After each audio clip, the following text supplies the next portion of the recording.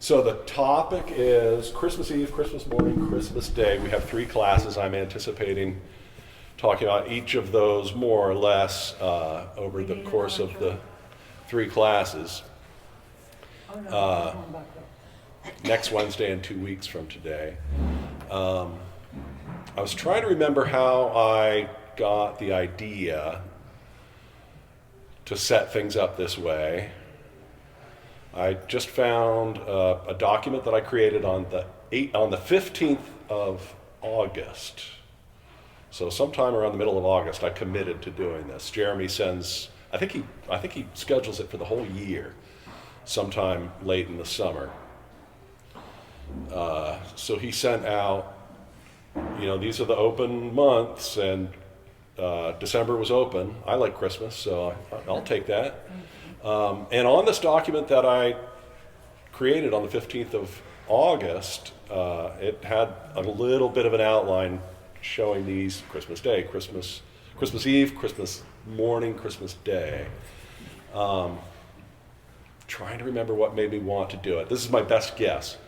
You read the scriptures, you read the heavenly doctrine, and times and seasons and numbers of years get mentioned all the time, and you're never quite sure, well, is this a spiritual idea, or should we take this literally? Is this a natural idea of time?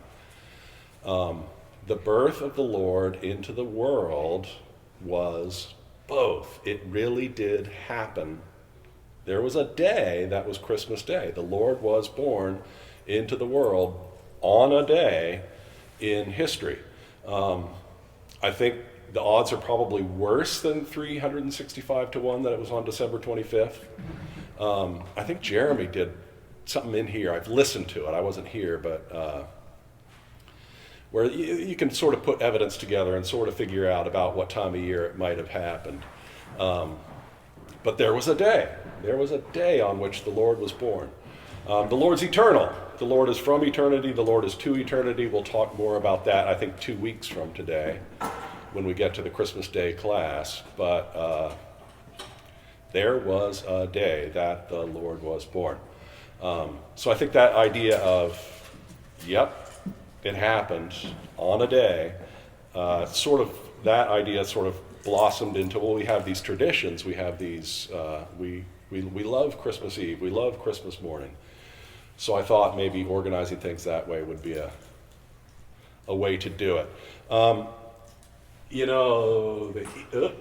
The Easter story really would lend itself to this kind of sort of sorting things out. There are very distinct things that happen at very distinct times in the Easter story. You can look at this. I'm not going to read all the way through it right now. So Christmas is, the Lord's birth into the world. The Christmas story is a little more vague in that way, although there are some specific references. But the Easter story would really work. But it's not. It's not April. It's December. So I'm going to talk about the Lord's birth into the world. So Christmas Eve is the title of today's class,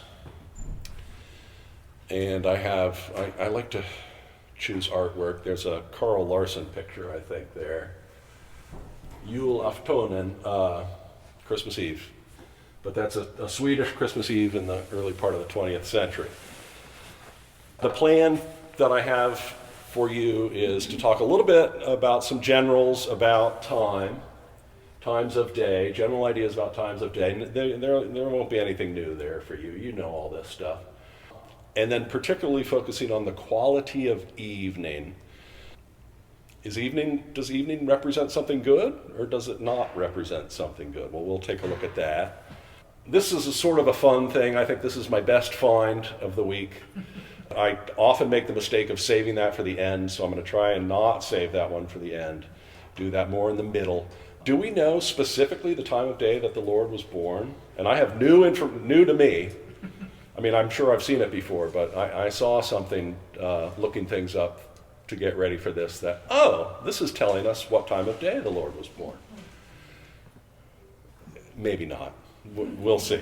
It'll be fun for me. But it's a beautiful prophecy that doesn't get talked about as much as some of the other prophecies of the Lord's birth into the world. And then finally, one of the few specific references to times of day that we get in the Christmas story is shepherds keeping watch by night out in the field. So there is the shepherds keeping watch. The wise men saw a star. I presume that was at nighttime, although maybe not. But let's just presume that it was.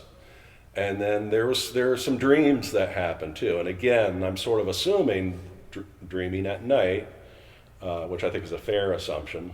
So just take a look at some of those little episodes, some of those ideas, and what light they shed for us about the Lord, what we understand about the Lord's birth into the world and what it all means.